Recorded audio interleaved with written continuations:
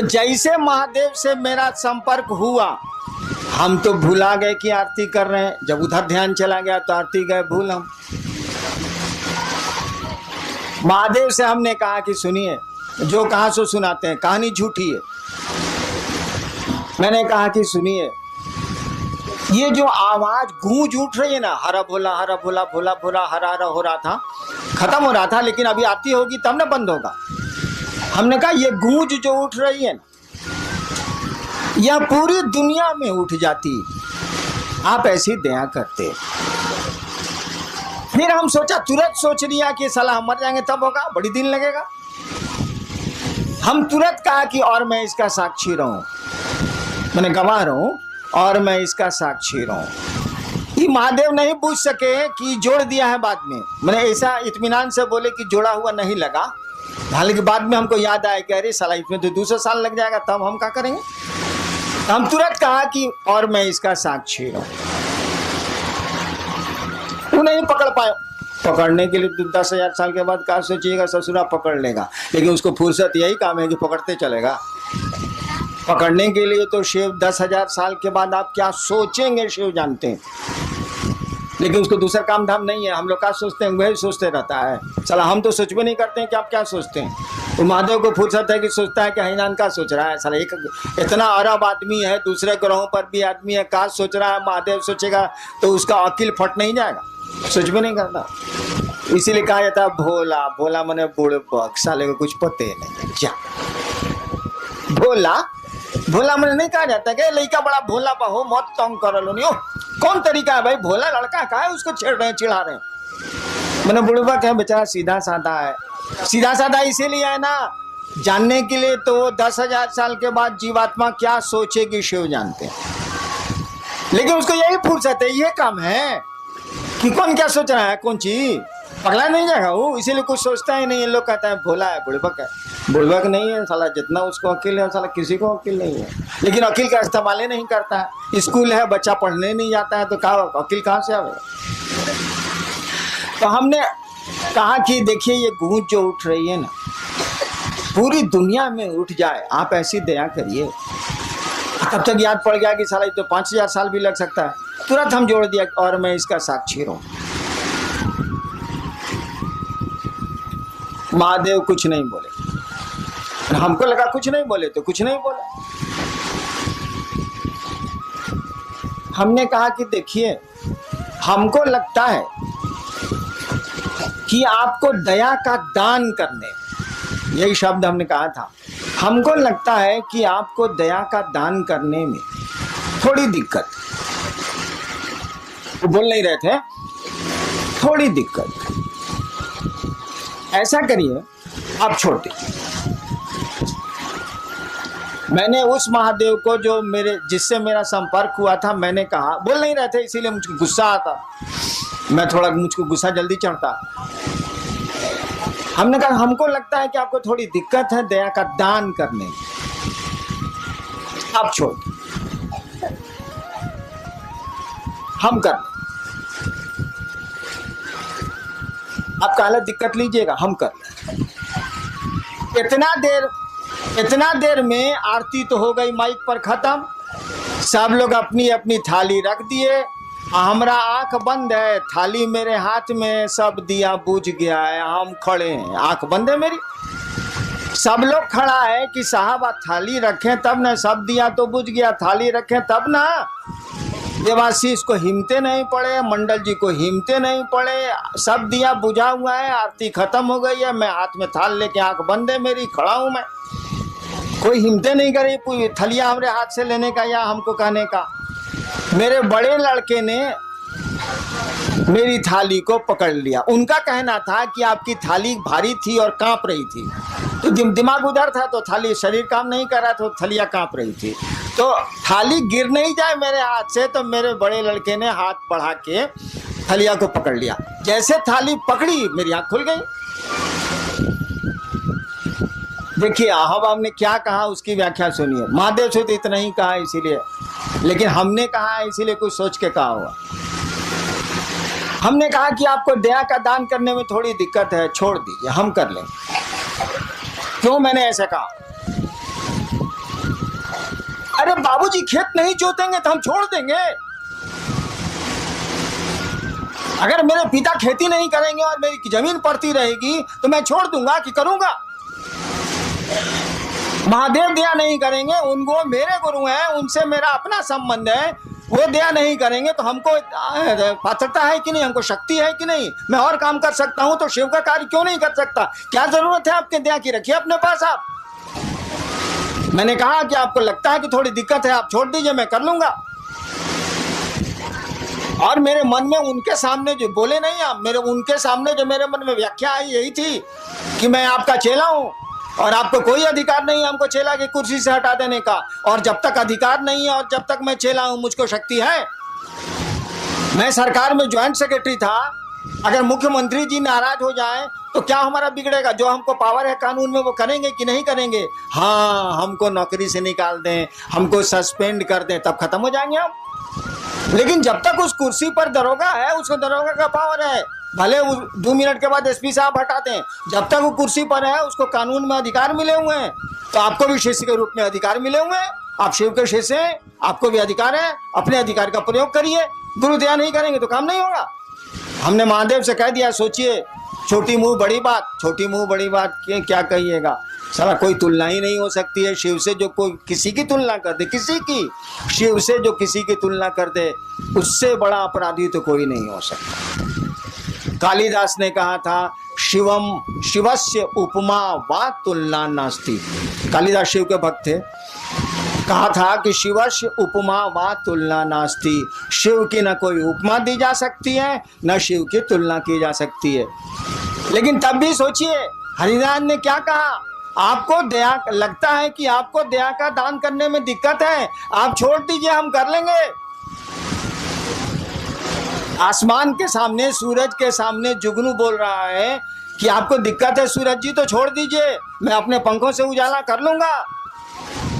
क्यों ऐसा कहा गया? इसीलिए कहा गया कि भैया हम आपके शिष्य हैं तो हमको पावर है ना, और आपको हटाने का पावर नहीं है। शिव किसी को अपने शिष्य से हटा नहीं सकते। जैसे हटा देंगे कि मेरा शिष्य नहीं है, लोग कहेगा कि जगत गुरु हैं, लेकिन फूलन महतो को छोड़ के, अगर उसका नाम फूलन महतो हो तो लोग कहेंगे जगत गुरु हैं, लेकिन फूलन महतो को छोड़ के तो साले जगत गुरु रहते नहीं करेंगे। जगत गुरु एक को आदमी गया तो जगत गुरु नहीं है वो। इसीलिए किसी को मना कर ही नहीं सकते कि तू मेरा शिष्य नहीं बनेगा या नहीं है, उनको तो मानना ही पड़ेगा। अगर आप कहते हैं कि शिव मेरे गुरु हैं तो शिव को मानना ही पड़ेगा कि आप उनके शिष्य हैं। नहीं कैसे मानेंगे? जिसे कह देंगे नहीं हम नहीं मानते हैं, उस दिन जगत गुरु रहेंगे, लेकिन जगदीश पांडे के छोड़ के 4 साल जगत गुरु रहेंगे कैसे? -1 हो जाएगा, 1 कम हो जाएगा।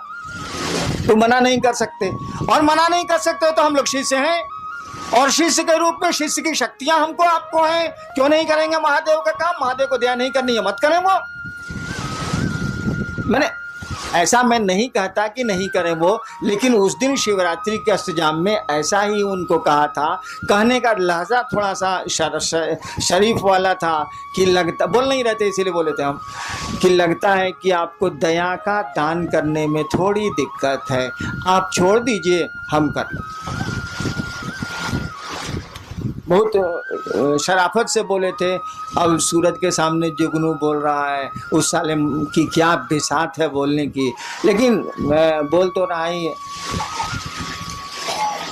तो गुरु दया से ये काम होगा, ये एकदम सच है, इसमें 2 मत नहीं है। लेकिन अगर गुरु की दया नहीं भी होती है तो हम आप कमजोर हैं क्या? हम आप गुरु का काम नहीं कर सकते हैं क्या? बाबूजी अगर खेत नहीं जोत रहे हैं तो बेटा छोड़ देगा कि उपज करेगा? वो हल चलाएगा, वो तो करेगा, क्योंकि वह उस बाप का वो बेटा है, इसीलिए करेगा वो। हम लोग उस गुरु के शिष्य हैं, शिव हम लोगों के गुरु हैं, इसीलिए उनका आदेश हम लोग करेंगे। और मैंने कहा जो गुरु का आदेश नहीं करता है वह शिष्य नहीं है। हमने यह भी कहा कि आप नहीं करते हैं तो उस गुरु से कहिए, क्यों नहीं कहते हैं? तो आप तो गुरु से कहिएगा नहीं। जब 1000 आदमी में आप कहते हैं कि बड़े ने गुरु भ्राता दया करें, दीदी नीलम आनंद दया करें, तब आप महादेव से बाहर में क्या कहते होंगे? हमरे मुँह पर कह रहे हैं कि आप हम पर दया करिए, तो बाहर में आप क्या कहते होंगे? समझ में नहीं आता। अरे दया गुरु ने करते हैं, दया उनकी संपत्ति है ना, कोई लेके करेगा। चापाकल अगर पानी दे रहा है तो लोहा सलाऊ, चापाकल का अपने बाबूजी का पानी है? बताइए जरा। बोरिंग चल रहा है, पूरा लोहा है कि नहीं? उसका पानी है बोरिंग में अपना? जमीने का ना पानी है भैया। वो चापाकल दे या कुआं दे या बोरिंग मशीन दे, कोई दे, जमीने का ना पानी देगा। अरे ससुरा हमू दया करेंगे तो महादेव की ना दया करेंगे, उन्हीं से न लेके चापाकल साला पानी आ देगा। अपने में तो लोहा है साला, इसको अपना पानी कहाँ है? तो क्यों नहीं शिव से आप दया मांगते हैं? वो दया करते हैं। हमको तो छोड़ दीजिए, हमको तो लाचारी है दया करने की। मैं क्या कर सकता हूँ? मेरी तो फुलवारी ही है, तो मैं क्या करूं? मेरे तो लोग आप लोग मेरे आदमी ही हैं, तो मैं मुझसे दया क्यों मांगते हैं? उस शिव से मांगिए ना मिलजुल के। हम पर तो आपका पूरा अधिकार है, नहीं भी मांगिएगा तब भी आपको मिलेगा, मांगिएगा तब भी मिलेगा, नहीं मांगिएगा तब भी मिलेगा। हरिनाम जाएंगे बच्चों कहाँ से? हम ही तो शुरू किया है भैया। जितने भी फूल खिल रहे हैं शिव शिष्यता के, मेरी ही बागवानी के फूल हैं। उन फूलों की सुरक्षा, उन फूलों का बढ़ाना, वो तो मेरा अपना है, उसमें हम क्या कर सकते हैं? वो हमसे मांगिए या नहीं मानिए, हम तो हैं ही आपके साथ, हमेशा रहेंगे आपके साथ। शरीर में है तो भी रहेंगे, शरीर के बाद भी रहेंगे। और हम चाहते हैं कि आपके साथ वो महादेव रहे, वो आपका गुरु रहे। दान लीजिए, ज्ञान भी लीजिए। उनसे बड़ा दानी नहीं, उनसे बड़ा ज्ञानी नहीं, दोनों काम करिए। दान का तभी उपयोग हो सकता है जब ज्ञान हो, और नहीं तो दान का कोई उपयोग नहीं है। सुना है ना कि सुपुत्र होगा तो कहला धन इकट्ठा कर रहे हैं भाई साहब, और कुपुत्र होगा तो कहला धन इकट्ठा कर रहे हैं भाई साहब। कुछ समझ में नहीं आ रहा। कहा जाता है ना, हो ही सुपुत्र क्या धन संचय, हो ही कुपुत्र क्या धन संचय। अगर बढ़िया बेटा निकल गया तो कहला संपत्ति इकट्ठा कर रहे हूं, कर लेगा। और खराब बेटा निकल गया तो कहला संपत्ति इकट्ठा कर रहे हैं, लुटा देगा, नष्ट कर देगा, खत्म कर देगा। हो ही सुपुत्र तो का धन संचय, और हो ही कुपुत्र तो का धन संचय। समझ का खेला है, ज्ञान का खेला, और कुछ नहीं। सुपुत्र का मानी क्या? ज्ञानवान। कुपुत्र का मानी उसको समझ नहीं है। तो गुरु ज्ञान देते हैं, और आपके गुरु शिव हैं। ज्ञान उन्हीं के पास है, दान उन्हीं के पास है, सब कुछ वही रखते हैं। ज्ञान मांग लीजिए तो दान मांगने का वकील भी आ जाएगा, ऐसे वकीलों नहीं है। ज्ञान मांग लीजिएगा तो दान मांगने की बुद्धि भी, समझ भी आ जाएगी। एगो लड़का के बियाह बरतुहार आई रहे, होखे वाला ससुर पूछलस कि बियाह में का लेब बउआ? कहलस कि रेडियो लेब, रेडियो। उसका साथी पढ़ता था बाहर, वो तो देहाते में रह गया था, वो टीवी जानबे नहीं किया। पीछे से उसका साथिया खोस रहा है, तेरे टीवी बोलना, टीवी आजकल तो एलईडी तक आ गया रे साला, बोलने रे साला, एलसीडी एलईडी बोलने रे साला। वो साला जान ही नहीं रहा है कि टीवी क्या है, फिर वो बोल रहा है कि जी रेडियो। तो दान तो उसी का न मांगिएगा जिसको आप जानते हैं, जिसको जानते ही नहीं है, समझते ही नहीं है, उसका मांगिएगा कहाँ से भाई साहब? 5 साल के बच्चे से महादेव पूछे कि बउआ क्या चाहिए? साक्षात महादेव आके खड़े हैं और पूछ रहे हैं कि बच्चा क्या चाहिए? कहेगा अंकल एगो कैडबरी चॉकलेट। उसको जरा दिल्ली जेएनयू से पास करने दीजिए। आप महादेव को कहिए कि सरकार, जब वो 5 साल का था तो आप गए थे, दर्शन दिया था, पूछा था, आज चलिए ना, नानी मरे जो महादेव जाएगा, जा नहीं सकता। क्या उस साल को समझ आ गई? तुरंत कहेगा जी मनमोहन सिंह घटा के हमरे जा नहीं सकता। तो टोपी की कहानी सुनी थी ना, मंसूर जो खुदा के इतने बड़े प्रेमी थे, बहुत बड़े सूफी संत हुए हैं अरब के।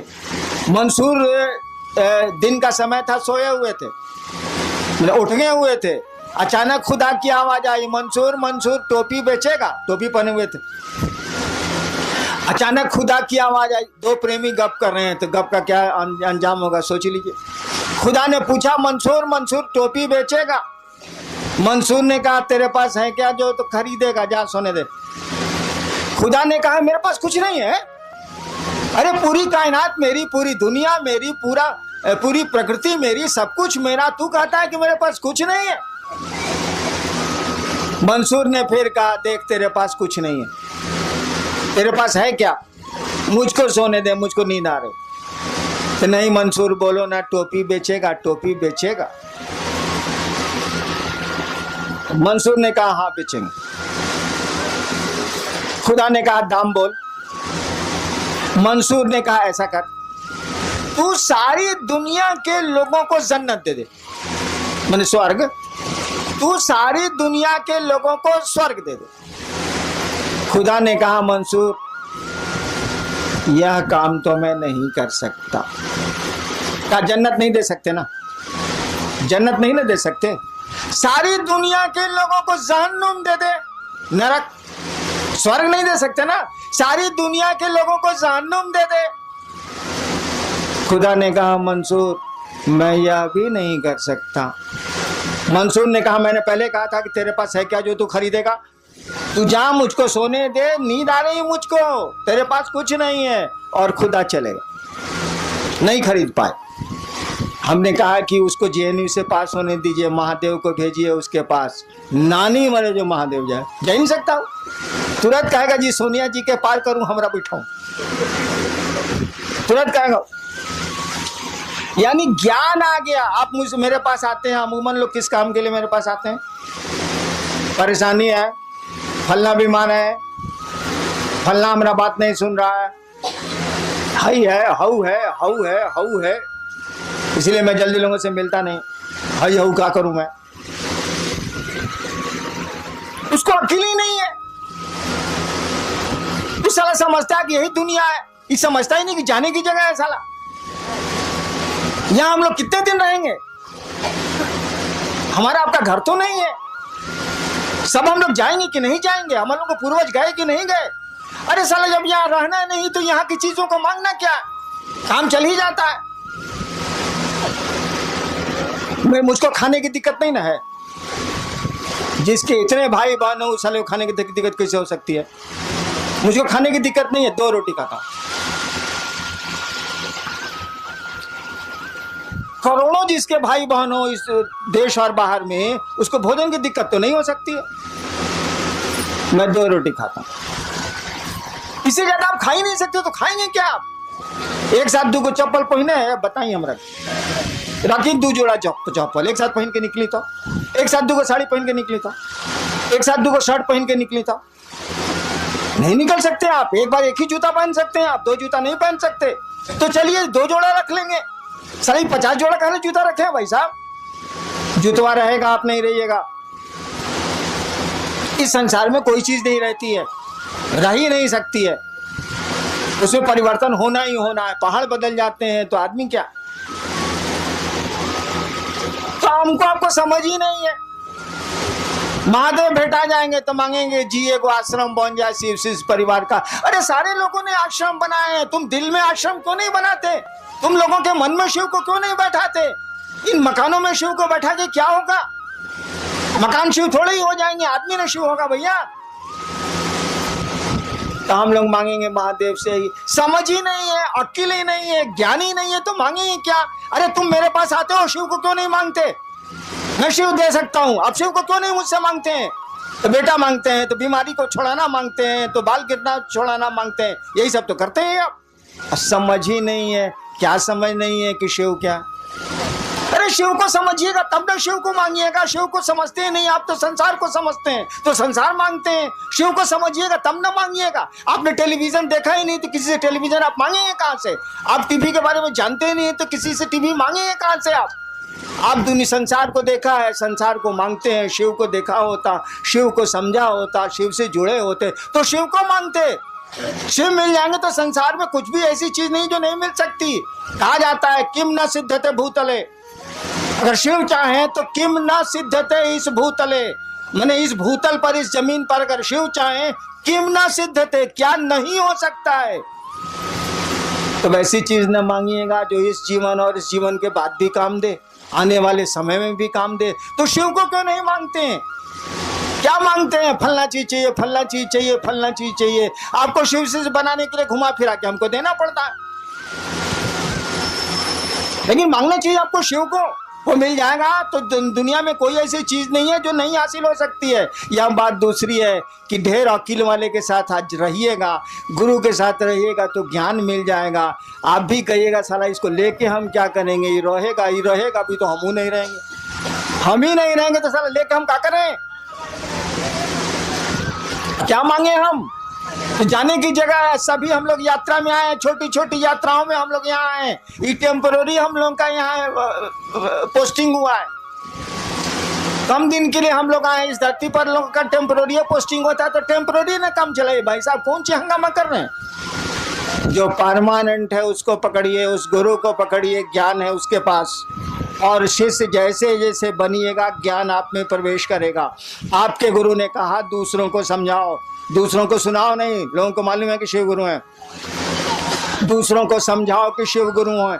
और ऐसा समझाओ कि वास्तव में वो शिव का शिष्य बन जाए, सचमुच में वो महादेव का चेला बन जाए। उसको देखने से लगे कि महादेव का चेला साला महादेव होता है। अब आए थे उस समय मछली बाजार बनाए हुए थे, हमने कहा लोगों को बोलिए शांत रहने के लिए, ये शिव शिष्य का लक्षण है। भीड़ में जा रहे हैं, धक्का धुक्की कर रहे हैं, शिव शिष्य का लक्षण है। अरे आदमी की तरह रहिए, महादेव के चेला है। आपको देख के लोगों को लगे कि महादेव का चेला साला महादेव होता है, साधु होता है। साधु कौन होता है, साधु किसको कहते हैं, साधु की परिभाषा क्या है। मोनू बाबू बोल रहे थे ना कि कोई बोल रहा था कि आपको साधुता का परिचय देना चाहिए। साधु का मानी क्या होता है, साधु का मानी होता है, पढ़ते हैं ना, सभी भाई बहनों को मेरा साधुवाद। दीदी नीलम आनंदी, साधुवाद क्या होता है, साधु होना माने जिसने अपनी ऐषणाओं को धुन दिया हो वह साधु है।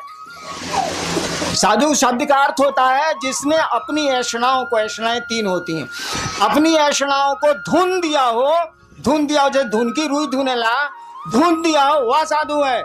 ऐषणाएं क्या है, पुत्र ऐषणा, यश ऐषणा, धन की ऐषणा, इच्छा मैंने पैसा इकट्ठा करने की इच्छा, संतान की इच्छा, प्रतिष्ठा, सबसे बड़ी है यश इच्छा, सबसे बड़ी है यश की इच्छा। से सम्मान जल्दी नहीं हटता है, मन से वो रहता है, साधुओं को भी रहता है।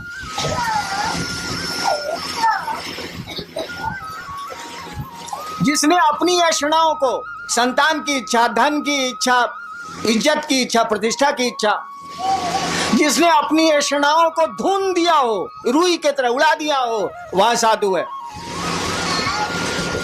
और साधुवाद का भी वही मानी होता है कि आपकी आकांक्षाएं, आपकी ऐषणाएं शमित हो, कम हो, आप में शिव भाव जगे। तो साधु का लक्षण प्रकट करिएगा ना। शिव आपके गुरु हैं, और शिव से बड़ा ना कोई गृहस्थ है ना कोई साधु है, महादेव से बड़ा कोई गृहस्थ नहीं है। हमने कई बार आपको कहा है अपने बेटी दामाद को जरा आशीर्वाद दीजिए तो राम सीता की जोड़ी बनी रहे। अपने सास पतो बेटा को दे दीजिएगा पड़ाक से, ताकि मनाते हैं कि साली पतोया मरती काहे नहीं है, वो दे दीजिएगा पड़ाक से। लेकिन जब बेटी दामाद को आशीर्वाद दीजिए तो राम सीता की जोड़ी जो बनी रहे, कृष्ण राधा की जोड़ी बनी रहे, देता को हिंदुस्तान में आशीर्वाद। जानता है कि सीता को खाली कष्ट हुआ, ये जानता है कि कृष्ण जी अपनी बीबी को छोड़ के दूसरे के साथ थे, तो कालू आशीर्वाद देगा बेटी का जीवन खराब हो जाएगा? कोई आशीर्वाद नहीं देता है। हर शादी में लिखा जाता है शिव पार्वती की जोड़ी बनी रहे, जबकि देने वाला ही जानता है कि भिखमंगा है। अपने बेटी दामाद को आशीर्वाद दे रहा है शिव पार्वती की जोड़ी बनी रहे, वो जानता है कि शिव भिखमंगा है, तब वो यही आशीर्वाद देता है, क्योंकि जानता है कि धन से सुख नहीं होता है, प्रेम से सुख होता है, मोहब्बत से सुख होता है। धन से नींद नहीं आती है, शांति से नींद आती है। धन से नींद आएगी, धन से सुख मिलेगा। अपार धन है, पति पत्नी को मारे चला जा रहा है, गाली दिए जा रहा है, इस धन का क्या उपयोग है? लेकिन कोई धन नहीं है, और बड़े प्रेम से दोनों पति पत्नी रहते हैं। सुख तो जीवन का इसी में है। हमने देखा है पटना में, जब मैं 20 साल था पटना में, तो बेली रोड पर मेरा मकान था, ऑफिस फ्लैट में। गर्मी के दिनों में या जाड़े के दिनों में वो डिवाइडर जो रोडों को अलग करता है, डिवाइडर उसको बोलते हैं, दोनों सड़क के बीच में जो सीमेंट का बना रहता है, रात भर लोग उस पर सोते हैं। कई बार रात में गाड़ियां उन लोगों पर चढ़ गई, 5 आदमी मर भी गए थे, बंजारा थे। डिवाइडर पर लोग सोते हैं। और आपको पता है पटना में एसी में सोने वाले कम लोग नहीं हैं, एयर कंडीशनर में। और कम वक्तों को नींद की गोली के बाद भी नींद नहीं आती है। और बेली रोड पर जब गाड़ियां चलती रहती हैं, मध्य रात्रि को ट्रकें चलती रहती हैं, सोने वाले इत्मीनान से सोते हैं और नींद नहीं खुलती है। बल्कि कई बार ऐसी घटनाएं हुई हैं कि गाड़ियों के चक्के चढ़ गए, लोग मर गए। देखिए, नींद आने के लिए धन की कोई जरूरत नहीं, क्योंकि बड़े बड़े धनी लोग नींद की गोलियों के बाद भी नहीं सोते हैं। नींद की गोलियां उनको नहीं सुला पाती हैं, डॉक्टरों की सुइयां उनको नहीं सुला पाती हैं। सुख धन में नहीं है, सुख मोहब्बत में है, प्रेम में है। इसीलिए बाप अपनी बेटी दामाद को यही आशीर्वाद देता है, शिव पार्वती की जोड़ी बनी रहे, क्योंकि वो जानता है, यह जानते हुए भी कि शिव भिखमंगा है, शिव के पास कुछ भी नहीं है, ये अपनी पार्वती को क्या खिलाएंगे, ये तो अधन पी के रह जाते हैं। तब भी आशीर्वाद इसी का दिया जाता है। राजा का आशीर्वाद नहीं होता। राम अवध के राजा थे, उनका आशीर्वाद नहीं दिया जाता। कृष्ण द्वारिकाधीश थे, उनका आशीर्वाद भारत में नहीं दिया जाता। शिव पार्वती की जोड़ी बनी रहे, आज तक सभी शादियों में यही होता है। तो शिव से बड़ा कोई गृहस्थ भी नहीं है। जितने गृहस्थ हैं उन्हीं की बात करते हैं। शिव से बड़ा कोई गृहस्थ नहीं है, शिव से बड़ा कोई साधु भी नहीं है। इसको तो समझाने की जरूरत ही नहीं है। शिव से बड़ा साधु भी नहीं है। और वही शिव आपका गुरु है। उसी शिव से दान के साथ आप ज्ञान मांगने गए हैं। उसने जो कहा है उसको करिए, मनोयोग से करिए। हमसे जितनी मदद लेनी है ले लीजिए, हम देंगे मदद आपको, लेकिन दया गुरु से मांगिए। शिव को सामने कीजिए, हरिनारायण को सामने करने की जरूरत नहीं है। आदमी का स्वभाव है, सामने जिसको कर दीजिएगा, अगर वो दिख रहा है उसको धर लेगा। वो अप्रत्यक्ष को नहीं पकड़ता है। आदमी का स्वभाव होता है, जो सामने पड़ेगा उसी से मदद मांगेगा। ये हमको सामने कीजिएगा, लोग हमसे मदद मांगेंगे, शिव जाएंगे छूट। एक आदमी आपको कह रहा था, मोतिहारी का ही था, कि साहब बोले हैं कि हमको पकड़ोगे तब वो महादेव नहीं मिलेंगे, गुरु नहीं मिलेंगे, और हमको छोड़ोगे तब वो गुरु नहीं मिलेंगे। मैंने कहा था कि सड़क हूं मैं, आप गुजरिए उससे, उस रास्ते को छोड़िएगा तो शिव गुरु की बात आज तक नहीं की गई है, वो आपके गुरु नहीं बनेंगे, दिक्कत होगी आपको। मैं रास्ता हूँ, गुजरिए उससे, मैं मंजिल नहीं हूँ। मंजिल आपके गुरु हैं। शिष्य की, हर एक शिष्य की मंजिल उसके गुरु होते हैं। आप शिव के शिष्य हैं, आपके मंजिल शिव हैं। आपका गुरु आपकी मंजिल है। गुरु भी तो शिव से ही जोड़ता है, कोई गुरु हो शिष्य को शिव से ही जोड़ता है। आपके गुरु ही शिव है, मंजिल आपकी है, रास्ता मैं हूँ जरूर। ना हमको पकड़िए ना हमको छोड़िए, साथ लेके चलिए, लेकिन आगे देखिए, लोगों को शिव गुरु से जोड़िए और पूरी दुनिया के लोगों को जोड़ना है। अभी तो आप मोतिहारी में फंसे हुए हैं, आगे निकलिए। हम लोगों ने चाहा है कि 2012 तक पूरे देश के हर एक इलाके में हम लोग शिव चर्चा शुरू करें। खाली मोतिहारी में घूंघट तल्ला से हुई, बाहर निकली लोनी, महादेव का काम करी लोनी, ना चली। आज तक तो बेलना चौकी बहुत भइल बा, करी लेनी, हमरा कोनो में दिक्कत नहीं है, लेकिन घर से बाहर निकली लोनी, बड़ी लात सहले बनी, कुछ लातों मारे के सीखी। चलिए, आप लोग महादेव का काम करें, मेरा साथ है, मेरे पास जितनी शक्ति है दृश्य या अदृश्य आपका साथ देगी, आप सबों का साथ देगी। हम लोग महादेव को आगे करेंगे, शिव गुरु की बात करेंगे, लोगों में शिव गुरु से जुड़ाव पैदा करेंगे। हम तो आपके साथ हैं, हमको आगे करके क्या करिएगा। हमेशा मैं आपके पीछे हूँ, आप देखें अथवा नहीं देखें, आपको नज़र आए अथवा नहीं आए, जब भी आप महादेव के काम करने को सोचते हैं, मैं आपके पीछे हूँ, इसको सोच के महादेव को आगे करिए। चलिए, आप लोगों को हम प्रणाम करते हैं, आप लोग मेरा प्रणाम स्वीकार